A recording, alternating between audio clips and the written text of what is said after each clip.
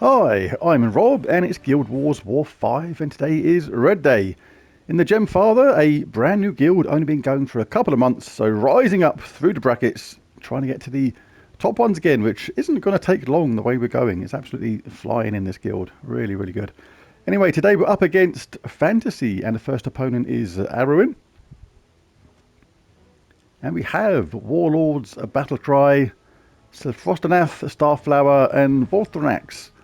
Arwen, pretty good. This weapon here deals damage to an enemy boosted by the enemy's attack. So the stronger the opponent, the worse it gets for them, because I'm a high level opponent compared to my opponent here. So basically that's going to work against me. I have a high attack, so he's going to actually throw that back in my face, which is a pretty good strategy. So the Frostenath deals damage to all enemies and freezes 1 to 4 random enemies, which obviously slows you down.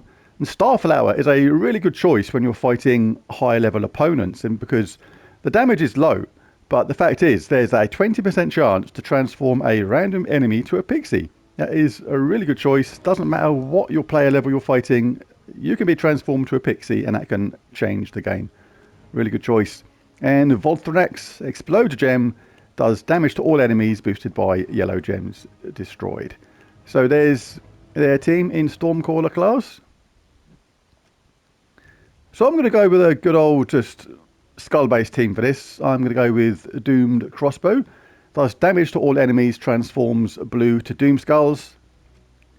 Shegra converts, creates 7 red gems, then converts those red gems to skulls.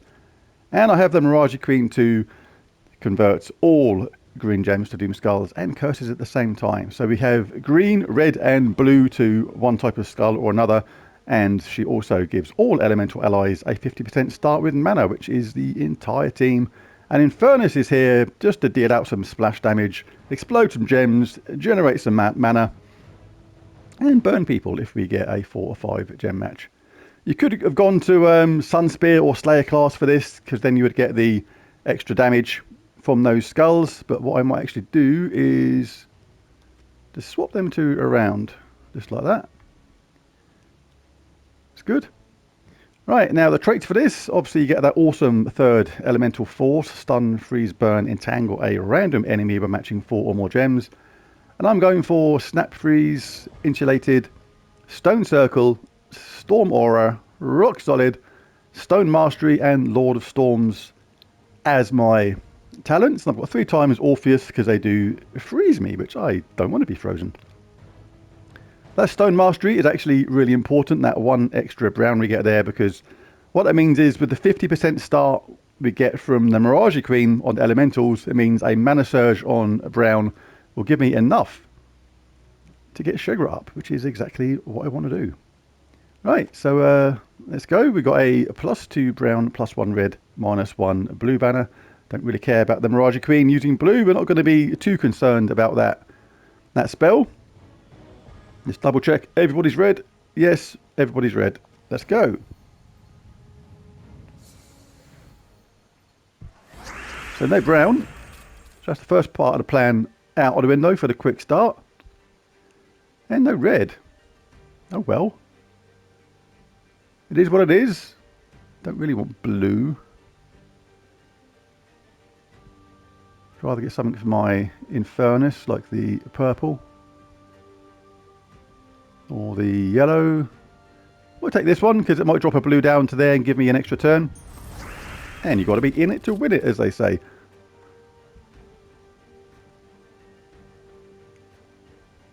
That was a long shot, about 21 to 1, 6 different colours and skulls, so 7 to 1 on the correct colour turning up, and then obviously 3 to 1 on it being in the right place.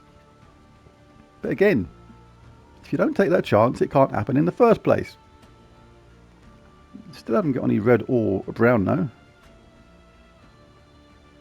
I don't like it when it offers me stuff. It's like it's trying to get me to take stuff. But there is a okay smattering of green and skulls around for Mirage Queen. It's not too bad, but I'd rather get my Infernus going.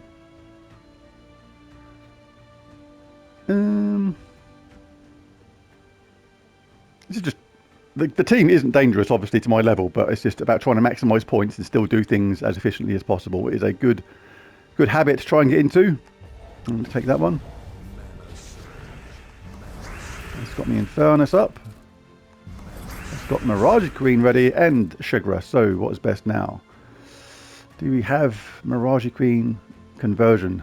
You only want to cast Mirage Queen when you have a 4 match on her, really, unless you're really sure you're not going to set up the opponent, which you can never be entirely sure because you don't quite know where these gems are going to drop from above. I'm going to go Shegra with this. Guaranteed a extra turn with this because Shegra creates 7 red first, then converts all red to skulls. So even if these overlap, you're still going to get that extra turn. It's not going to change those red effectively. So we can actually do that in safety. Mirage Queen is now pretty good as well. We can absolutely do that. And this is going to be a straightforward fast win. Well, fast in turns. Not so fast in my decision making.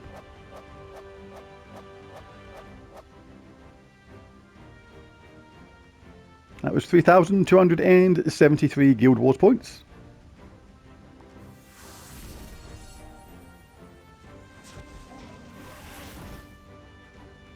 Next up we have Danny Hell 66. Shade of Kurandara, dealing damage to an enemy boosted by Doom Skulls. Mountain Crusher, fantastic early weapon, really good. Doesn't sound much, but it does generate an awful lot of mana for relatively low cost. Infernal King, I used to love this troop as a early mid-game player. Converts green to skulls and brown to red, deals scatter damage. Shame they don't have that Immortal. That is a really good third trait. It seems to come in more than 25%, that does. It's a really good third trait.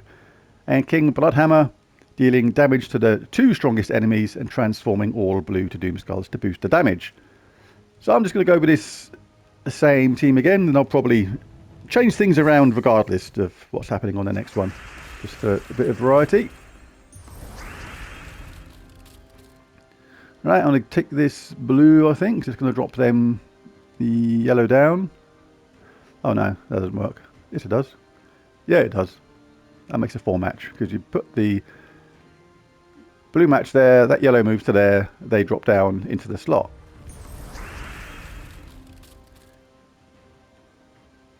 And let's get some red and brown. That guarantees my Shegra is ready. See, it can miss with Shegra at the moment, because there's no skulls and red 3 in a line. So it can go wrong, but the top troop is entangled, so let's go for it. Didn't get extra turn, you see. So they got some retaliation there. Sort of thing you have to be careful of. Why did they take their skull hit?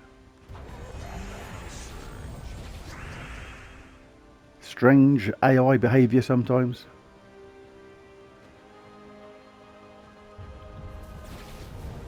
And this will do it.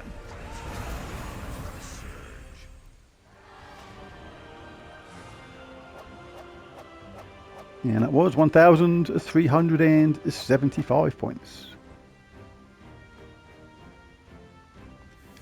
Next one, I'll probably change the team now, unless something really unusual comes up, which I'm not expecting.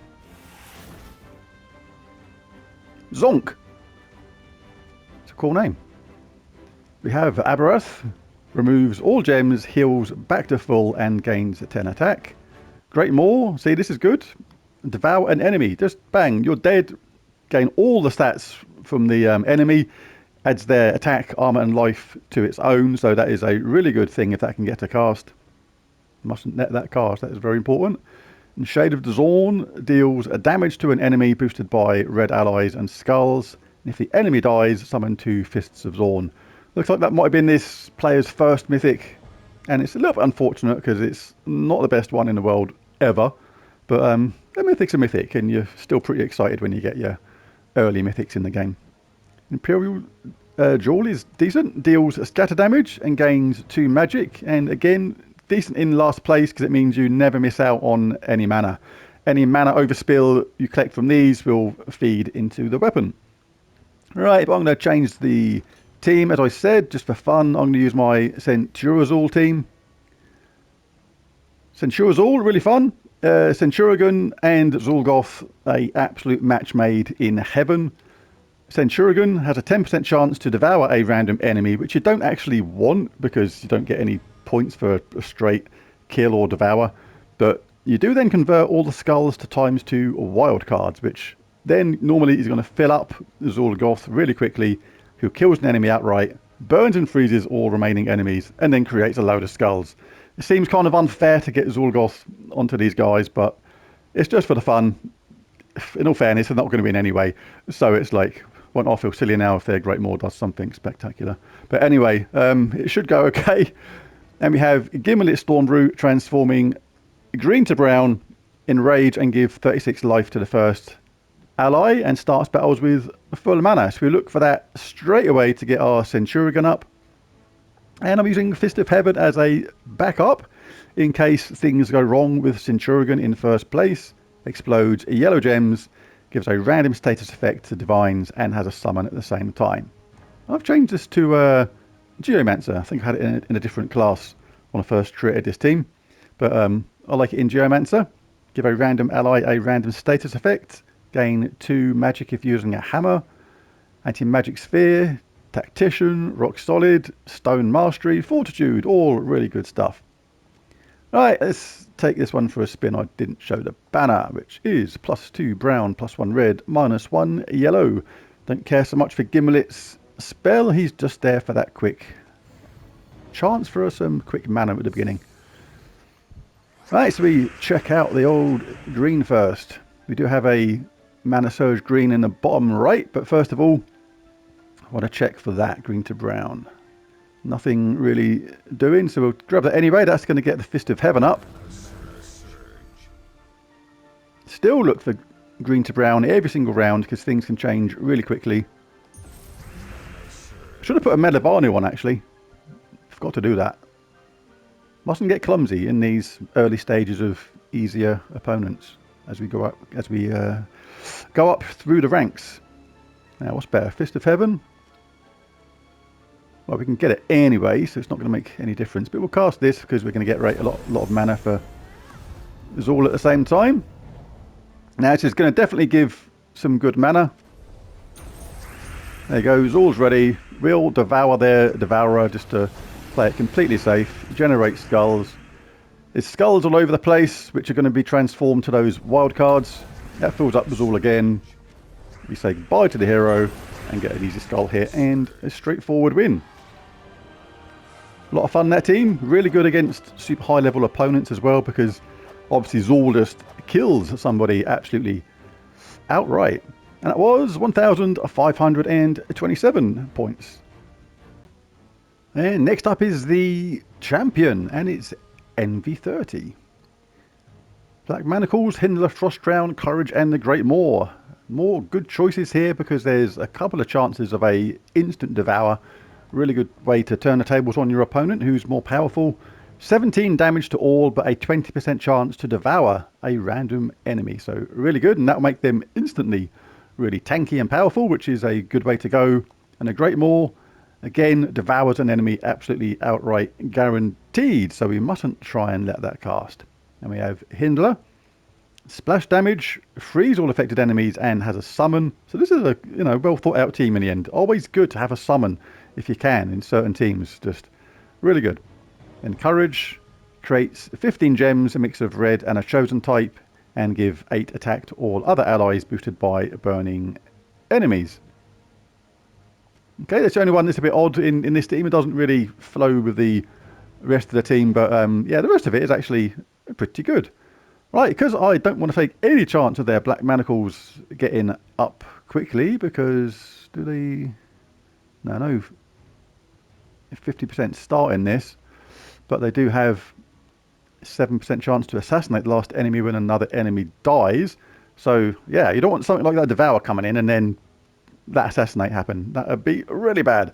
Can happen. So I'm not even going to risk that team. I'm going to go to my faster Skull team. Want to get rid of that hero nice and sharpish.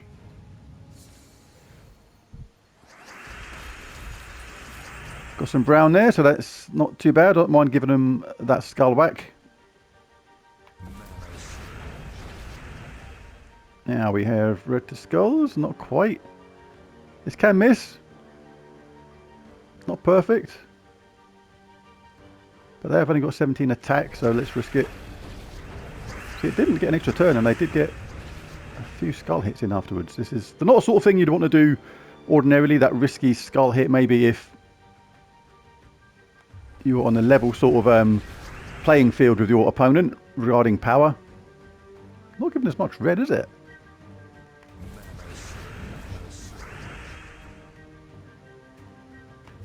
Get that red. Some yellow. Really want to give them that skull hit again. They've had quite a few skull hits. Not in terms of going to kill me or nothing, but just how much they're accumulating in skull damage. Which does add up. And there's not a lot of red there. This is like rubbish for my Shegra right now. So in that case, I'm going to take some of that. Now what can we do? Miraji Queen? Nope. It's just absolutely tons of brown and purple right now. But we do have this. This is going to hit with Shegra. Not a guaranteed extra turn, but let's try it anyway. That did turn out to be an extra turn, so that's good. Miraji Queen. Do we have any skulls to green which are going to have an extra turn? Not really. There's a firestorm going on now. This would be an okay chance to cast my Infernus. It's probably going to win the battle. Yeah, let's just do this. And there it is.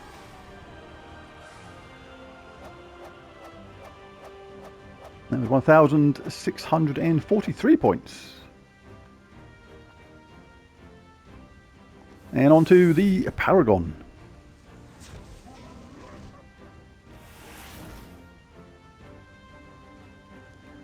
Dark. Boar Rider, Toad Squeezer, Bugbear and Norbert's Turnip. So a sort of a goblin team. Removes a row, deals damage to the first enemy, gains an extra turn. Toad Squeezer deals damage to an enemy. If they're a tower, does more damage, that becomes irrelevant. Explodes gems or enchant all other allies. Bugbear deals damage to an enemy boosted by their missing life, gain an extra turn. And Norbert's Turnip, really good weapon. Damage to an enemy boosted by goblins, then create a mix of 6 green and red for each goblin ally. So really good. Lots of extra turns in this, and Orbreather class as well, which makes me presume they're going to be stealthy. Yep. So what should we go for this time? I think I'll do the same again. Just for ease of use. Well, it was that difficult to change my my team. Let's get some weapons up and stuff while we're waiting to get cleansed. Shouldn't take long. Got 3 times Orpheus medals on.